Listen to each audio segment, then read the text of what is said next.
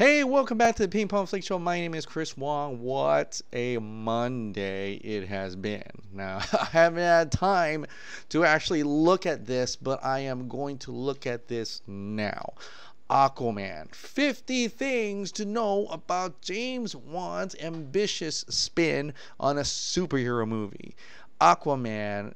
Wow. So I thought it was just going to be details here and there, but there's a lot of stuff in here. 50 things. A lot of stuff from the Aquaman set. Now, because it's coming from the set, there could be spoilers on this thing. So if you do not want to hear a thing about Aquaman other than this poster right here, then please go off, continue on, fast forward to the next subject.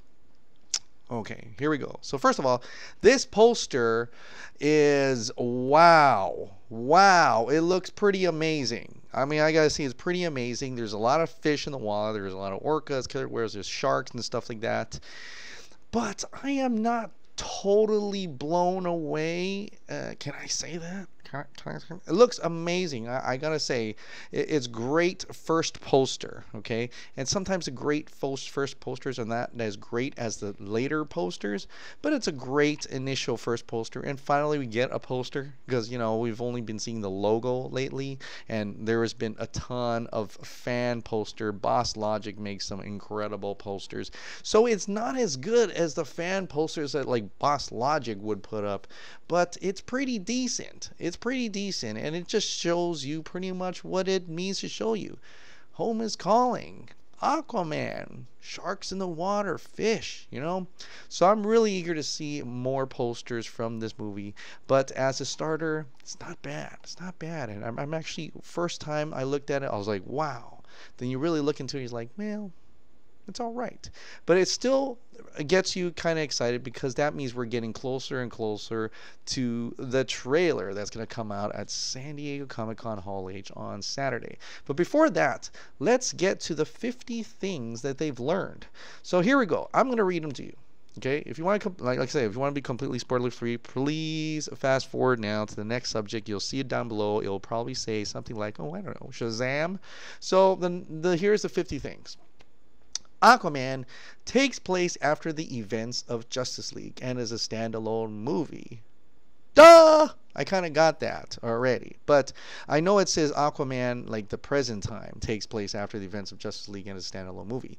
I hear you're supposed to be younger Aquaman, so it shows you a little bit more of the origin story, right?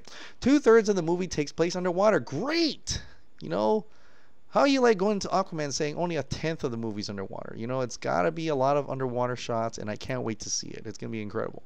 The production is trying to be extremely faithful to the comics. Interesting. Everyone on set talked about how Aquaman is a less dark DC films. Oh, here we go again. The whole conversation is less dark, less, more light, more hope and optimism. Oh, I don't know. Let's just take a look. You know, they'll probably work very well for this movie. You know, it's underwater. There's probably a lot of colorful things in the water. It's vast, diverse, and it's huge. James Wan wanted to make a superhero movie with a character no one has seen before. He was offered any DC character, specifically wanted to make Aquaman. We've heard that before.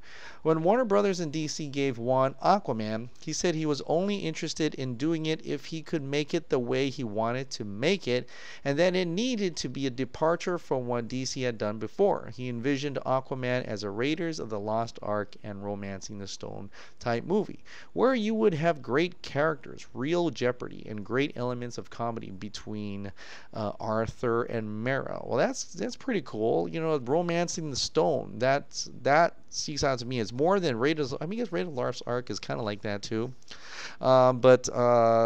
But both movies are more on land. So we've seen sets, you know, pictures, official pictures where you see Mera and Arthur on land. So I wonder if it's that. What are they searching for? Are they trying to search for the trident? Maybe, perhaps, I don't know. When they were making Justice League, the production spoke to James Wan about what he wanted to reveal in Aquaman. That's why Atlantis was never seen before Aquaman. Also, when they did reshoots, Justice League, they constantly spoke to Juan to make sure everyone was on the same page, and the things that were important to Juan were always protected. So that's good. That's a good thing for James Wan to have his production protected, though his ideas, his vision protected. I like that. When Aquaman begins, we will find Arthur Curry still being the loner, but as he goes on a journey with Mara, they're searching for something very important. He learns the need to build bridges instead of pushing people away. Well, you know, the whole fish out of water. He doesn't belong anywhere. He doesn't belong with the humans. Doesn't belong with the Atlanteans. So I can see that also happening. The film will have flashbacks through the film to explain who Aquaman is, how his parents met, and why the Atlanteans won't allow his mom to stay on land. One of the flashbacks takes place at the Boston Aquarium. Oh, so. That's more like Man of Steel than Wonder Woman, where it's flashbacks, you know? And I kind of like that. It's kind of like Batman Begins, too. Batman Begins was kind of like that as well. A little bit of flashbacks. It's very, in fact, Batman Begins is very much, well, Man of Steel, you know, kind of copied that from Batman Begins. And, you know, it's Christopher Nolan and David Goyer. So that's cool that Aquaman's going to do the same thing as opposed to Wonder Woman, where Wonder Woman was in a sequence of events from her growing up. This is going to be probably here and there. And that's why it's a sequel to Justice League makes sense, but with flashbacks. Producer Peter Safran revealed the new 52 comic series of Aquaman heavily influenced the movie. He said the new 52 version of Aquaman was definitely our touchstone and our starting point. And even though the film is not a direct adaptation of that, that was certainly in terms of his origin, who he is. That Tom Curry is his father, and Atlanta is his mother, who Orm is, etc. That all comes from the new 52, and there are certainly creature elements from it, like the trench, so that was our biggest influence, which makes sense because the new 52 version of Aquaman kind of really made him more popular now, I would say. At least that's from what I heard from my friends. Mara. Amber Heard has the power of hydrokinesis, which means she can control water. This power will come in handy at many points in the film. Her father is the, I'm not saying this right, I'm not going to say what he's saying, Zebellion King? Zebellion King? Producer Peter Safran says that while Orm, Aquaman's brother, played by Patrick Wilson, is the primary antagonist, Black Manta is a very strong secondary antagonist. Okay, the main reason Orm hates the people on land and breaks the treaty with humans is due to the way the human race has treated the planet. Orm isn't someone that wants to rule the world. He's just sick of humans taking all the fossil fuels, putting acid rain in the ocean, and not taking care of the planet. Whoa, I kind of dig Orm. You know, this is going to be one of those villains that we're saying, Orm was right. Orm was right. And I like that. He's not there to be a conqueror. He doesn't like humans because humans are polluting the planet. You know, that type of hero where you can actually see his side, you know. I like that. I like that part of that. I can't remember if that was like in the comics or not. I wasn't a real huge Aquaman fan. I've read like one here and there. I watched Thrones of Atlantis and things like that, but that's about it. You know, I don't. You know, as far as that goes. In the beginning of the film, Black Manta and his father are pirates. Oh, interesting.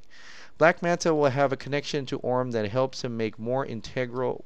Him a more integral part of the story. Safran said, "We do show how Manta that we see. We do show how Manta that we see in the comic books became that character." Okay, so origin of Black Manta. That's good.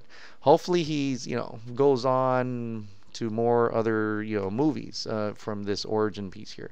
James Wan had been using Nicole Kidman's face in the concept art as Aquaman's mom before he met with her about the film or even asked her to be in the movie. From the beginning, he envisioned her in the role. When the production reached out to her about being in the film, she immediately responded to the script and artwork and signed on. Oh, that's great. It's awesome. Producer Peter Safran revealed that Wan will get to use his horror sensibilities in Aquaman. He told us the trench sequence is his homage to Creature from the Black Lagoon type scary movies, and that whole sequence is classic James Wan from the way the characters are revealed, the way the creatures are revealed, to the actual action that goes into the entire sequence, and that will be a signature James Wan scary sequence. Oh, that's exciting. To have a little bit of horror in there, because, the underwater is pretty damn scary with all these weird sea creatures, and I would love to see that. And I'm wondering what they mean by James one sequence, because I know when introducing characters in The Conjuring 1 and Conjuring 2, it was a one single take through the house to each character. Is this something like that, like through a sequence through each character as they're fighting these creatures in the water, a one-shot sequence? That'd be pretty. Oh my God, I can't wait to see what that looks like. Over the course of the film, Aquaman learns he couldn't blame all of Atlantis for the killing of his mother by one person. And Mera learns the surface world is a place that's really worth preserving and they need to find a way to coexist. Okay, so she's like the thing that binds everything together. Atlantis fell into the ocean about 5,000 years ago, and it morphed into 7 different kingdoms, 6 of which are Trench, Brine, Zebullian, Fisherman Kingdom, the Missing Kingdom, and the Atlantean. So yeah, unite the 7. The term unite the 7, that's what it is about for Orm, who is the king of Atlantis and half-brother of Aquaman. He wants to become Ocean Master and unite the 7 kingdoms. All right.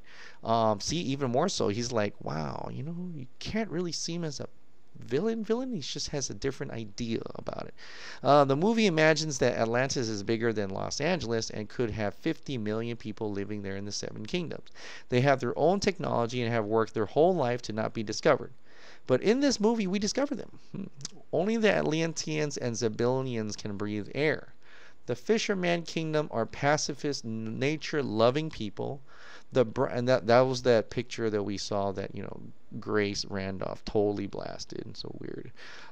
The Brine Kingdom are 4-legged crustaceans that live on the bottom of the ocean. The Trench people don't have eyes and live in the Marianas Trench somewhere out in the middle of the Atlantic at about 8,000 feet below the water. At that level, it starts to hurt the Atlanteans to swim that deep. They don't like it. Also, the Trench people only come at night. They're like the mole people at sea. Well, that's some scary stuff. Creatures without eyes. That's freaky stuff. It's almost like the God, I can't remember that horror movie where they go into the caves. The Descent. There's a sequence with the Trench people where they attack a boat and want to eat and kill the people on board. There are thousands of like ants coming out of the water attack. They're bad guys. Right? They sound like bad guys. We're to the humans anyway. While we learn a lot about the different kingdoms, they're not going to have a lot of screen time. Okay. Well, yeah, we don't want to be all over the place, right? So producer Peter Safran said the movie isn't a love story between Aquaman and Mera. Instead, he said the movie's in the vein of Indiana Jones. James Wan wanted to tell this swashbuckling, fun quest movie.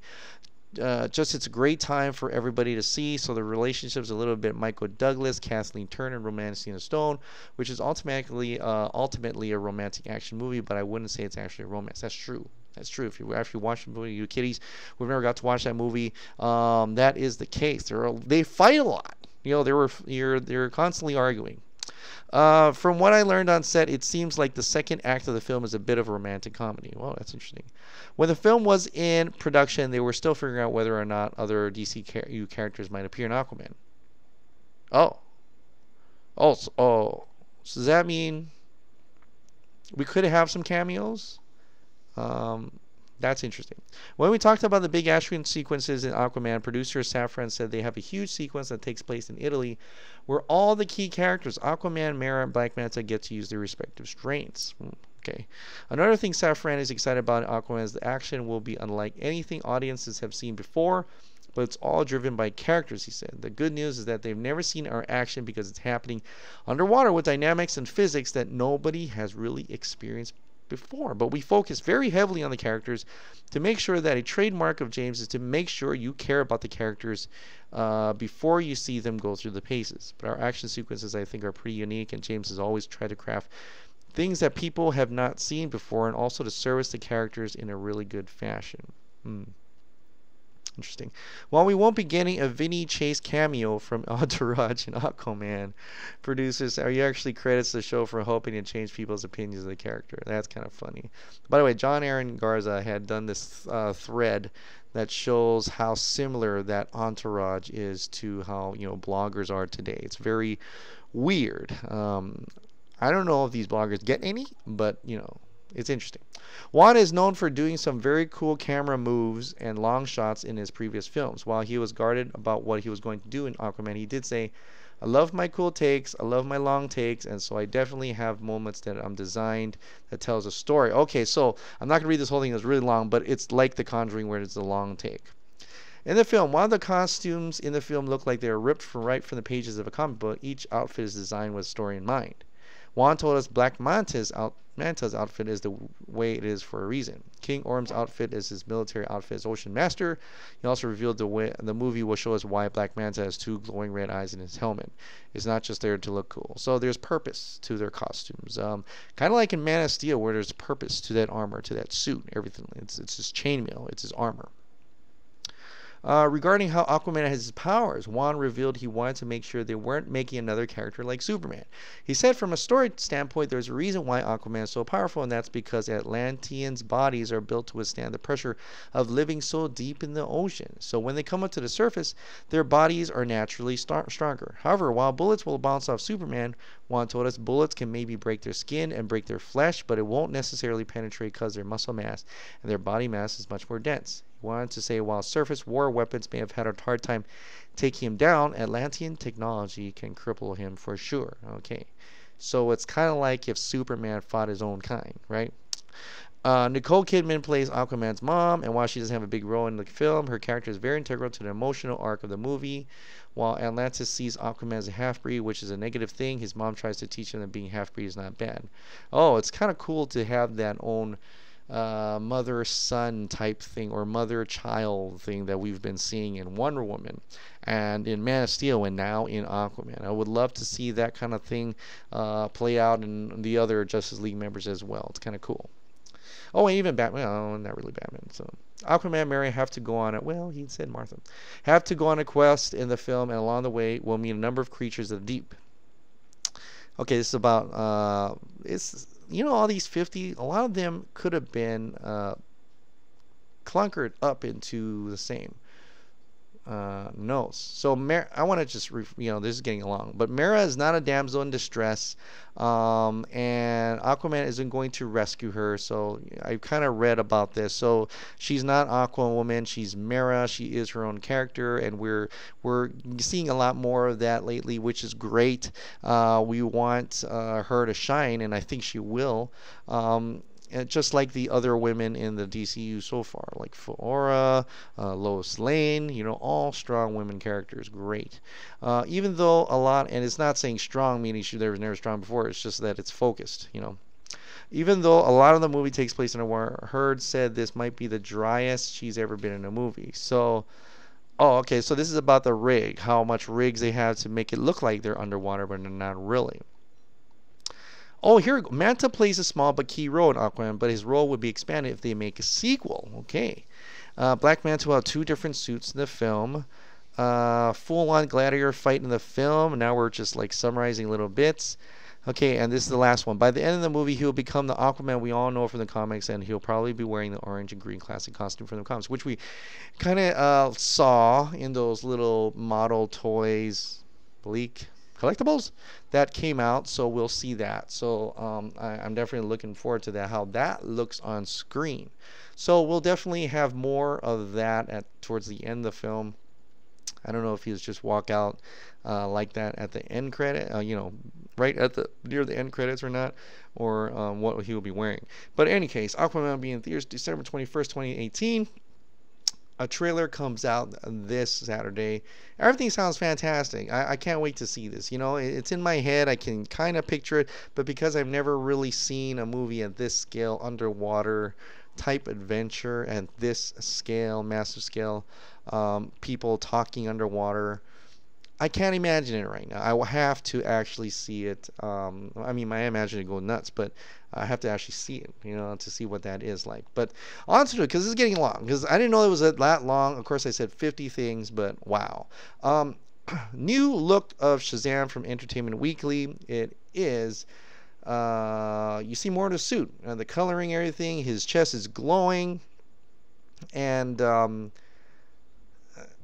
I don't know. I'm still getting that. What is that Christmas movie with Arnold Schwarzenegger? I don't know. I'm still getting that vibe, that Turbo Man vibe, and his glow I'm thinking this is an actual screenshot from the movie, but I could be wrong. I mean, and maybe I see his gauntlets glowing too, which is kind of cool. Hopefully, we'll have a little bit more crackle and stuff, but it's fine. I think it's great. Trying to see this is more of a family-friendly film, and I can't wait to see what happens in this. I can't wait to see a trailer. There is a clip going around. It's very blurry. I looked at it once and I said, no, that's it. I'm not gonna look at it again because I want to be wowed by the actual footage they're gonna show at San Diego Comic-Con. If they release it, I hope they do. I hope they do. Since it's already leaked online in some sort of way, I hope they see that. And he had things like he was like, Dr. Savannah was like catching his punch and stuff like that. But I want to see some really good special effects, or at least I want to see him transform. I want to see Billy go Shazam and it turns into Captain Marvel. So that was what I really want to see. All right, the third biggest news today is Birds of Prey, and then there's that weird whole argument between Grace Randolph. It wasn't really an argument. They kind of just said one things. Humberto Gonzalez did this rap article and in reference to Birds of Prey revealed, and there's some similar things in here that he says that Grace Randolph had said in her video last night, but there are some things that changed, and it's really like an ego thing between two. It's weird. So the blogger stuff. So Birds of Prey revealed Margot Robbie film will feature Black Canary, Huntress, Cassandra Cain, Renee Montoya. The villain of the upcoming film is a Batman character never before seen on the big screen. I'm going to think that those rumors of Gotham City Sirens fighting against Black Mask could possibly be true. Okay, so that could be true. Oh, of course, that's Gotham City Sirens, but they kind of combine it, I think. But anyway, Black Canary, Huntress, Cassandra Cain, and Renee Montoya will join Harley Quinn's girl gang in the Margot Robbie film Birds of Prey. The Wrap has exclusively learned Robbie will produce Birds of Prey and reprise her Suicide Squad character Harley Quinn. The film is centered around a revolving group of female heroes and villains, individuals with knowledge of the project tell. Wait, individuals with the knowledge. Oh, I'm sorry. Individuals with the knowledge project tell the Wrap. In addition, the Wrap has learned that the villain in Birds of Prey will be a Batman comic villain who had never before appeared on the big screen. I already said that. Birds of Prey will be produced by Kroll and Company, Entertainment Sue Kroll, and Clubhouse Pictures, Brian Unkeles, as well as Robbie. Here's a rundown of the Birds of Prey characters who will be familiar to longtime DC comic fans. Black Canary, a.k.a. Diana Laurel, is a fantastic hand-to-hand combatant who comes from a family of crime fighters. Her father, Larry Lance, was a police officer, while her mother, also named Dinah, was the original Black Canary. So finally, we get a Black Canary in the big screen. Yeah, not the little screen from the Arrow, but a big screen, and not just Smallville and stuff. Helena Bertinelli, a.k.a. Huntress, is a vigilante operating out of Gotham City. Another one finally comes in a big screen. Cassandra Cain is one of the world's greatest martial arts and also vigilante. And then later down the line, I don't know if that's going to happen in this movie, but she becomes Batgirl. So we'll see if that actually happens in this movie, since it doesn't seem like Barbara Gordon is in this. Renee Montoya is a detective working for the Gotham City Police Department. Montoya is openly lesbian, and during the New 52 comics, she takes on a costume identity, becoming the Question. All right. Kathy Yan is set to direct.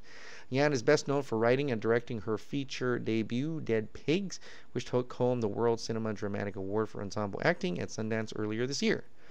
Yan will be the third female filmmaker to join the DC universe with this film, which is still known as the untitled Girl Gang movie at Warner Brothers. She will also be the first Asian woman to direct a DC film. Yan was previously a reporter for the Wall Street Journal in New York, Hong Kong, and Beijing, and was one of the youngest writers in the paper's history to pen multiple front-page stories. That's interesting. I didn't know that. Wow. As a Wrap first reporter, Christina Hodson wrote the Birds of Prey spinoff for Warner Brothers and DC Films. Hodson is also writing Batgirl for DC. So I know Margot Robbie said in that interview, she just said Birds of Prey, but according to this, it's still an untitled girl gang movie. And there are birds in there, like the Black Canary. If Cassandra Cain, becomes Batgirl, that's technically a rodent slash bird. No, it's a rodent. So I'm looking forward to it. I want to see who's actually playing these people, and it's kind of cool to see a whole female gang movie that's not like just a female reinterpretation of another group. It's not like female Ghostbusters or female Ocean's 11, or female Expendables. This is actually a team that was pretty prominent in the comics, and people and characters that we know teaming up to fight crime. So I'm looking forward to that. It's just interesting about her being the reporter of Wall Street Journal. Interesting. Last thing, before we leave today, I want to just look at this for a second. Now, Brandon Davis from comicbook.com has been reporting that I've just been told Zack Snyder is not attending San Diego Comic-Con. Zack Snyder is not attending Comic-Con, according to Brandon Davis. He's heard from the representatives of Zack Snyder's group. Okay. Now I know I visited Twitter once in here and there today, and it's been a pandemonium. I mean, it's been crazy. People were flying off the handle, arguing with each other. It's been crazy. I mean, like, wow. It's literally 4 days now to Comic-Con. 4 days to Comic-Con Hall H. Let's just wait and see. I don't know what's going to happen. I'm just saying, let's just wait and see. There's a lot of things coming out at Hall H. There's a lot of things to be excited for at San Diego Comic-Con. Let's just wait and see. In fact, let's just wait and see for that Wall Street Journal article. I'm hearing it's going to come out by the time you probably see this on a Tuesday. That's what I'm hearing. I'm not sure. It could be Wednesday, Thursday, or Friday. All I know from what Ben Fritz has told me personally, it's the week of San Diego Comic-Con. What is it about? It's supposedly about the Snyder Cut movement. Other people are suggesting Warner Brothers got them involved. That's quite possibly because it is a big article. It's a big media newspaper. Usually don't write opinion pieces. So we'll just have to wait and see. And I know everybody's going off and say this is a blogger stuff. And says, yeah, I get it. It's cool that they asked a rep from Zack Snyder. Cool. He could be right. Could be right. Are we going to stop saying release the Snyder Cut because Zack Snyder's not going to be at San Diego Comic-Con? No. It wasn't the plan that we're going to stop. We're not going to stop until Warner Brothers says something, until Zack Snyder tells us to stop, until Zack Snyder tells us not to keep fighting. Jay Oliver is still fighting. He put this picture up today, a panel he drew for Justice League, and he put hashtag release the Snyder Cut. He's still with us. He's still with us. Just look at this article, comicbook.com. I'm not saying they're wrong. I'm just saying, let's wait for, like I've always been saying, more official media sites. Okay? Like the Wall Street Journal. Let's wait for that. Let's wait until what they say. If in their article they have a statement from Warner Brothers saying they're not going to release the Snyder Cut, then fine. At least that is a place where we could actually more likely trust, right? Can't we just do that? Can't we just be a little patient? I know I've been freaking out too, but I want to be a little patient because I can still believe that something great could come out of this, right?